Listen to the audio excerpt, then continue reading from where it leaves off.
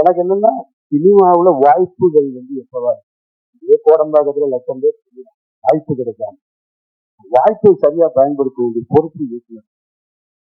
ஒரு முதலாளி பணத்தை எங்கிருந்து வேணாலும் எடுத்து ஒரு தடவை மிஸ் ஆகலாம், 2 தடவை மிஸ் ஆகும். ஒவ்வொரு தடவை தான் உனக்கு மிஸ் ஆகும் அப்படின்னா